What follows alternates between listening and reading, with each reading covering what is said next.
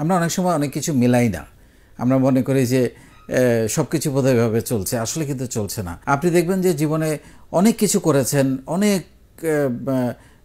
কষ্ট করে করে একদম সফলতার চূড়ান্ত পর্যায়ে গিয়ে আপনি সফলতাটা ছুঁতে পারছেন না, এরকম পরিস্থিতি কিন্তু লাইফে তৈরি হয়। তখন একটু চেক করে দেখেন যে আপনার মাথার উপরে আপনার বাবা মার দোয়াটা আছে তো। কারণ আমি ব্যক্তিগতভাবে মনে করি যে আমাদের লাইফে যত ভাগ্য বলি আমরা যত বলি মিরাকল বা চমক, এগুলো একমাত্র আসতে পারে বাবা মার দোয়া এবং অতিরিক্ত দোয়া থেকে। এবং অতিরিক্ত দোয়ার জন্য কিন্তু আসলে কিছু কাজ করতেই হয়। কারণ আমরা অনেক সময় জীবনে কিছু না হলে আমরা ভাগ্যকে দোষ দিই, কিন্তু আসলে ভাগ্যটা কিন্তু নির্ধারিত হয় অনেকগুলো মানুষের। হ্যাঁ, ডেফিনেটলি বাবা মার দোয়া এবং সাথে আরও অনেক কিছু মানুষের দোয়া। তো স্পেশালি আমরা আজকে বাবা মার দোয়ার বিষয়টার উপরে গুরুত্ব দিব। কারণ আমি মনে করি আপনি যদি একজন উদ্যোক্তা হতে চান বা যে কোনো মানুষ আপনি হতে চান, আপনি চাকরি করেন, ব্যবসা করেন, যাই করেন না কেন, জীবনে আসলে সফলতাটা তখন অর্জিত হয় যখন সেটা আপনি এনজয় করতে পারেন। অনেকের অনেক টাকা পয়সা আছে কিন্তু এনজয় করতে পারে না, কোনো না কোনো একটা ঝামেলার মধ্য দিয়ে সারাক্ষণ অস্থির থাকে, ঘুমোতে পারে না, ওষুধ লাগে, নানান সমস্যার মধ্য দিয়ে একটা মানুষ কাটে। কিন্তু যার মোটামুটি একটা টাকা পয়সা আছে, মোটামুটি একটা অবস্থানে আছে, কিন্তু দেখবেন অনেক হ্যাপি লাইফ লিড করছে এবং বাবা মার সাথে থাকে, বাবা মার দোয়া থাকে, বাবা মার দূরে থাকলেও বাবা মার খোঁজখবর নিচ্ছে, তাই না? আমাদের বাবা মা আমাদেরকে এত কষ্ট করে যত্ন করে লালন পালন করেন। 9 মাস 10 মাস মায়ের পেটে আমাদের জায়গা হয়, অত্যন্ত যত্ন করে তিনি আমাদেরকে লালন করেন, তারপরে বড় করেন, আঙ্গুল ধরে ধরে উঠে দাঁড়াতে শেখান।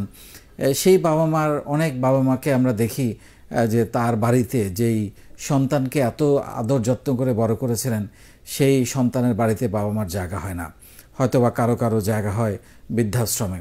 তাহলে এটা কেন? এই বৃদ্ধাশ্রমে থাকা বাবা মাগুলো কি তাদের সন্তানরা কি তাদের দোয়া পাচ্ছেন না?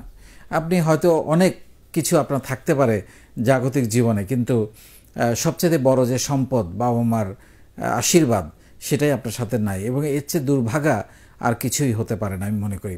আমরা যদি একটু ছোটোবেলায় ফেরত যাই, আপনি দেখেন আমরা বেশিরভাগ মানুষই কিন্তু গ্রাম থেকে শহরে এসেছি। আমরা যখন ছুটিতে গ্রামে যেতাম,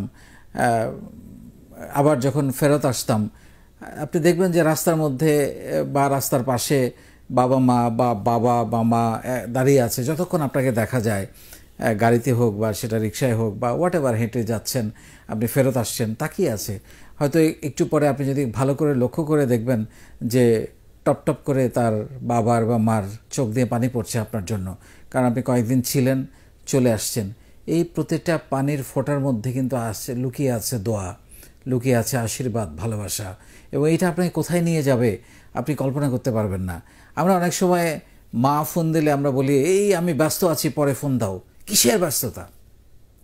একবার আপনি কল্পনা করে দেখেন, আপনার মা আপনাকে ফোন করে আপনাকে কয়েক সেকেন্ডের জন্য থামিয়ে দিয়েছে।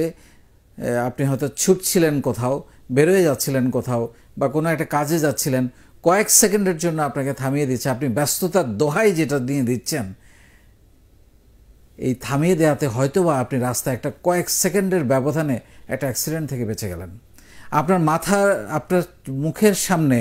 মাথার সামনে 1 ফিট দূরত্বে উপর থেকে একটা বড় ইঁট পড়েছে, আপনি লাফ দিয়ে উঠলেন, আরে বাবা কি হলো, আমি একটু হলে তো মারা যেতাম। হয়তোবা ওই মা আপনাকে ফোন করে আটকে দিয়েছে। আমরা অনেক কিছু মেলাই না আসলে লাইফে। এগুলো যদি একটু মেলানো যায় তাহলে কিন্তু জীবনটা আসলে একটু অন্যরকম হয়। যাদের বাবা মা আছে তাদের চেয়ে ভাগ্যবান মানুষ এই পৃথিবীতে আর কেউ নাই।